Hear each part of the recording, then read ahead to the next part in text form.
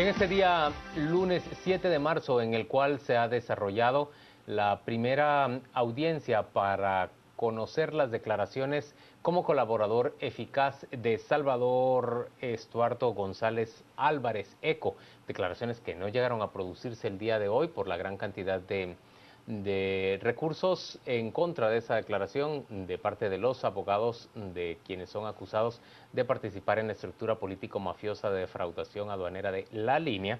Pues nosotros queremos conversar con expertos sobre el tema y discutir de qué es lo que puede sacarse en claro de esta primera audiencia. Debo contarles que nos acompaña hoy Alejandro Rodríguez, exsecretario del Ministerio Público y como tal, experto en la materia. Desafortunadamente, el abogado Francisco García Gudiel, defensor del ex superintendente Carlos Muñoz y uno de los protagonistas de la audiencia del día de hoy, yo digo que por lo menos se llevó el 20% del tiempo él hablando y hablando y hablando para tratar de persuadir al juez. Por eso ya no quiso venir a hablar. Para tratar de persuadir al juez de que no permitiera que hablara el señor González, pues no compareció como nos había ofrecido esta noche, no terminó llegando el día de hoy. De manera que le damos a usted la bienvenida, licenciado Rodríguez, gracias por acompañarnos. Muy buenas noches. ¿Por qué se oponen los defensores a escuchar a un testigo protegido? Bien, yo pienso que no debemos descontextualizar lo que está sucediendo alrededor de los últimos atentados con lo que está sucediendo hoy. O sea, no podemos dejar de ver de que puede haber un clima de desestabilización y amenazas vedadas a través de los atentados que se han dado. Entonces, ¿qué es lo que está sucediendo? Los abogados defensores obviamente han tratado de utilizar todos los recursos para impedir la declaración, pero también creo yo que las personas que están en prisión tienen la capacidad y los contactos con estas estructuras criminales para poder hacer atentados que más que atentados fortuitos podrían entenderse como una especie de terrorismo que se está aplicando para mandar mensajes subliminales a ECO y que éste no declare. ¿Pero qué lo hace a usted unir estos hechos violentos y trágicos con una posible amenaza hacia ECO? Bueno, si vemos lo que ha estado sucediendo en los últimos días, primero las amenazas contra Neto Brand, alcalde de Misco, y luego las amenazas que se están dando, o más bien dicho, los atentados que se dieron en Misco, cerca de la casa de Neto Brand, y lo que ha estado sucediendo ahora, lo que nos permite observar es precisamente un clima que parece de desestabilización. O sea, hay un tema de desestabilización, Pero no es distinto ese clima al que se ha vivido en muchísimos otros momentos políticos del país. Por ejemplo, no se había aplicado estas bombas desde 2011, ¿verdad? En principio de 2011, aquí lo mencionó el ministro Ricardo Guzmán, ¿verdad? La última vez que se tiró una bomba dentro de un bus fue precisamente el 3 de enero de 2011. Y se están recomponiendo estas estructuras, pero nosotros vemos también que está dentro de un contexto, dentro de un marco. Hablemos del proceso concretamente, y este no es el primer testigo protegido que intenta declarar y que se enfrenta a una lluvia de recursos de reposición de parte de la defensa para evitar que hable. ¿Por qué la defensa, ante último momento, suele recurrir a estas reposiciones, a estos recursos y a estos alegatos para impedir que estos testigos hablen? ¿Por qué lo hacen si en la historia judicial nunca han funcionado estos recursos y finalmente los testigos siempre hablan delante del juez? Sí, lo que yo veo es que se está tratando de evitar esa declaración a como dé lugar. Se están mandando mensajes intimidatorios también al testigo, tratando de ver si pueden evitar esa declaración. Entonces yo lo uniría en esas dos líneas. Creo que lo que sucedió hoy en el proceso es una muestra de lo que está sucediendo en Guatemala en muchos casos de criminalidad de cuello blanco, ¿verdad? O sea, realmente hay una cultura de litigio que lo que trata es impedir que se desarrollen las audiencias. Yo quisiera indicar de que en Guatemala nuestro sistema judicial apenas celebra un 50% de las audiencias que se tienen programadas. O sea, tenemos un sistema que trabaja a la mitad de capacidad. Y ese es un problema muy serio porque tenemos una mora judicial bastante grande. Se trata de impedir, como un hábito, la defensa suele tratar de impedir que se desarrolle el proceso. Sí, fundamentalmente. Hay otros factores que también se dan, pero sí en muchas ocasiones, especialmente cuando se trata de escuchar a testigos, se trata de impedir de que estas declaraciones lleguen. A ver, voy a decir una cosa, ¿y no hace demasiado vulnerable el proceso el hecho de que resulte siendo tan determinante la declaración de un colaborador eficaz? Bueno, yo no podría decir dentro de la estrategia de litigio si esto va a ser determinante o no va a ser determinante. Todo apunta a que sí. Digamos que es uno de los elementos de prueba, pero yo creo que el Ministerio Público y la CICIG tienen un acervo probatorio bastante amplio. Pero entonces déjeme Escuchas, documentos. Déjeme que repregunte Sí. allí, ¿por qué la justicia, por qué un testigo es tan importante a pesar de que en el cuerpo probatorio se cuenten con documentos, con escuchas telefónicas, con relaciones comunicacionales y relaciones personales también, con los hallazgos en los allanamientos? Sí, yo creo que porque estamos viendo desde el interior, él amarra todo, o sea, se tienen los diferentes elementos de investigación, pero él viene como a darle una explicación a todos esos elementos. Aparte de eso, hay algunos puntos que también son quizá, y aquí estamos de alguna manera especulando, pero que podrían ser importantes, como por ejemplo los mecanismos de lavado que se están utilizando. ¿Dónde está el efectivo, por ejemplo? No sabemos qué es lo que él vaya a dar, pero pueden haber otras cosas que probablemente no se pueden obtener de otra manera. A ver, Alejandro, una cosa relevante para explicarle a nuestra audiencia es que un colaborador no es considerado eficaz si aquello que él simplemente dice no puede ser documentado por prueba concreta, científica, documental, que le permita al juzgador, digamos, descartar cualquier duda. Sí, el colaborador eficaz tiene que dar información que sea corroborable, pero también tiene que ser una información novedosa, porque no se trata de venir a repetir lo que ya está dentro del proceso o lo que ya está documentado, ¿verdad? Entonces tiene que haber una innovación en la información que él dé, tiene que dar nuevos datos, aportar cosas que no se conocen dentro del proceso. Yo creo que con esa respuesta nos ha dicho por qué no quiere que declare la defensa. Pero hace falta prestar atención a uno de los argumentos presentados hoy justamente por el abogado García Gudiel. Él recrimina ese acuerdo al que llegan Ministerio Público y ECO. Y ese es un punto debatible y siempre se ha convertido en un flanco de ataques de parte de los defensores. ¿Por qué es tan controversial que la justicia llegue a un acuerdo con un colaborador eficaz? ¿Y? Alguien que participó presuntamente en el delito. Y a usted la pregunta es, ¿por qué no debe ser controversial? Bueno, yo pienso que la figura de colaborador eficaz siempre va a ser controversial.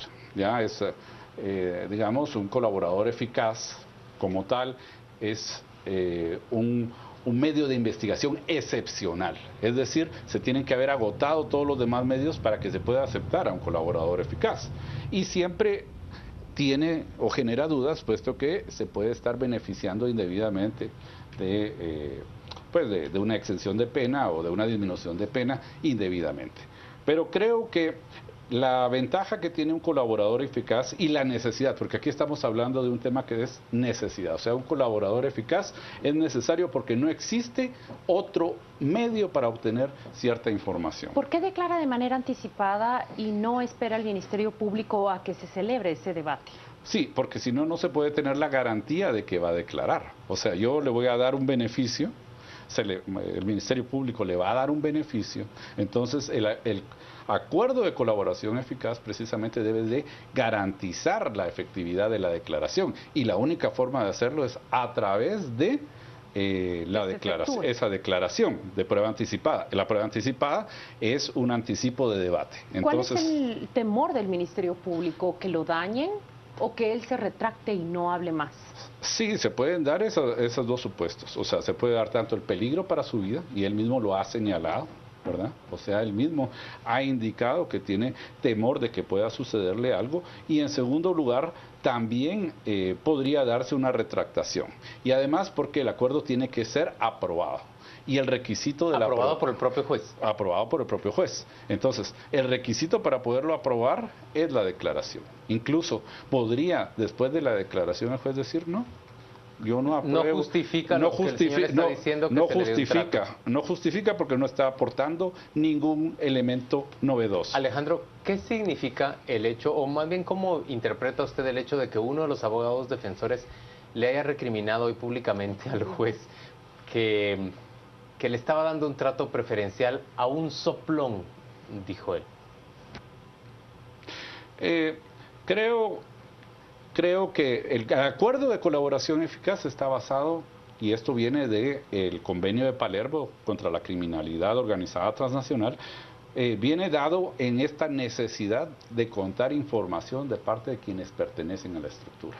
Y entonces es un mecanismo que a nivel internacional se está utilizando, y es un mecanismo, podríamos decir, necesario. Es la única forma de poder tener información, una de las formas de poder obtener información de cómo está estructurado todo este andamiaje de criminalidad organizada. Por lo tanto, la propia idea de colaboración eficaz es: yo voy a darle un beneficio a la persona a cambio de esa información, siempre y cuando esa persona no sea la persona que ha cometido los delitos más graves, que no se beneficie indebidamente de la impunidad, y que realmente su aportación permita condenar a otras personas o descubrir dónde se encuentran los bienes o las ganancias ilícitas que se han obtenido. Entonces, hay una serie de requisitos que tienen que darse. No es nada más que el colaborador quiera dar la información.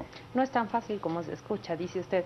Otro de los puntos que han debatido y han alegado hoy, vociferado incluso, es esa multa a la que han llegado en acuerdo el Ministerio Público y Salvador González, 1.2 millones. Decía un abogado, ¿por qué solo esa cantidad?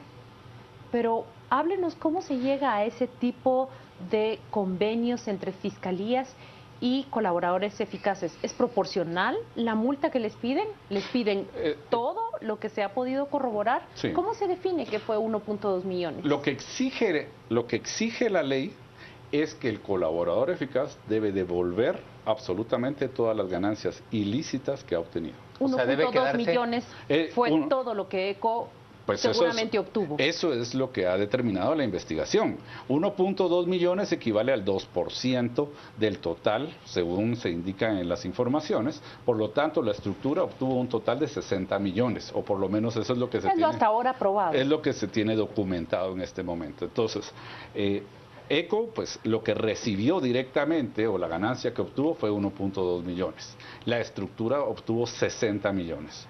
Entonces, lo que se está dando no es una multa, sino es la devolución de la ganancia indebida. De la ganancia indebida, la ganancia obtenida por él. O sea, la idea de la ley contra la criminalidad organizada es que la persona no se va a beneficiar económicamente de los hechos. 7 años, 1.2 millones. De momento es el acuerdo al que han llegado la Fiscalía y la defensa de Salvador. 7 años no conmutables. 7 años no conmutables y 1.2 millones. Hay otra condición en Pero, la multa. Los 7 años no son conmutables, es decir, no pueden convertirse en dinero. Pero eso no quiere decir que no pueda aplicar a un beneficio penitenciario a los 3 años y medio. Entonces, él, si observa buen comportamiento, puede salir libre en 3 años y medio. Por un lado, y por el otro ya purgó prácticamente 1 año y un poco más, porque el año carcelario es de 9 meses. Sí. Y él ya va a cumplir casi 12 meses de estar en prisión. Doctor, ¿cómo se interpreta esa declaración que ECO ha dado esta tarde y en la cual revela que el propio expresidente Otto Pérez Molina lo amenazó? Sí, creo que él estará pasando ahorita momentos bastante difíciles y, a mi criterio, debe de resguardársele la vida de él y de su familia. O sea, usted ha sido fiscal. ¿Cómo se viven esos momentos con testigos protegidos que en un juicio declaran ante la prensa: ya he sido amenazado, y nada más y nada menos que por un expresidente. Sí, la verdad es que la protección de testigos es una de las cosas más difíciles que hay dentro de un proceso penal, ¿verdad? En muchas ocasiones nosotros hemos vivido esa experiencia de tener que esconder a una persona o mantenerla en algún lugar secreto. Cuando una persona está en prisión es todavía mucho más difícil porque se encuentra más vulnerable, ¿verdad? Entonces habrá que aplicar las medidas de seguridad adecuadas, mantenerlo a él apartado, ¿verdad? Tenerlo en otro sitio donde no tenga acceso pues ninguna persona, porque ahorita sí sería realmente una verdadera situación trágica que a él le pasara algo. Recordemos lo que pasó con los diputados con los asesinos de los diputados salvadoreños que fueron asesinados en la cárcel del Boquerón. Yo creo que ahí vemos precisamente la vulnerabilidad que se puede tener dentro del sistema penitenciario. El señalamiento contra... ¿Es posible que el expresidente Pérez Molina y la exvicepresidenta Roxana Baldetti se ausenten de todo este proceso de las audiencias públicas, o tienen que estar presentes en algún momento? Tienen que estar presentes porque ahorita en este momento se va a hacer una prueba anticipada. Y una prueba anticipada es un juicio, o sea, es como un debate. Pero el juez permitió que se ausentaran en esta primera audiencia. Que se excusaran y que fueran representados por sus abogados. En principio, la defensa material, es decir, la participación directa de los imputados, es una obligación. Tienen que estar ellos presentes. No debería, pues, aceptarse, digamos, su no participación. Usted es abogado litigante y tengo la tentación de hacerle la última pregunta. ¿Cómo se interpreta que ellos no quieran estar allí, delante de ECO? Bueno, no podría saber, pero me imagino que las cosas que le van a decir van a ser bastante fuertes y pero tal vez no quieren ¿enfrentarlo?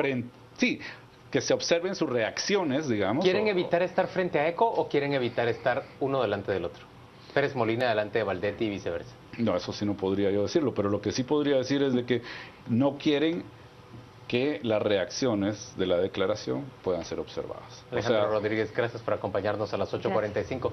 Rocío Lazo nos cuenta qué se está diciendo en redes sociales sobre esta conversación. Juan Luis, durante el segundo bloque de 8:45 se habló del caso de la línea, particularmente de por qué Salvador González, alias ECO, no brindó declaraciones. Nos interesa mucho saber su opinión, así que esperamos sus comentarios. Comenzamos con Gerson Sotomayor. Así como la defensa pinta el caso, ECO cuenta con todos los elementos para que se dicte sentencia condenatoria. Ricardo Zavala nos dice, es como una telenovela, Cartel de los Sapos, soplones. Carlos Macward, porque lo impidieron los abogados de Otto Pérez Molina y Roxana Baldetti, pero mañana arde Troya. Le agradecemos sus comentarios y lo invitamos a seguir comentando en nuestras redes sociales. Es momento de conocer todo sobre el mundo deportivo y lo invitamos a que nos sintonicen a las 10 p.m. Terrorismo GT será el hashtag. Se estará hablando acerca de los atentados en la zona 6 capitalina y también sobre lo ocurrido en San José Pinula. Que tenga una linda noche.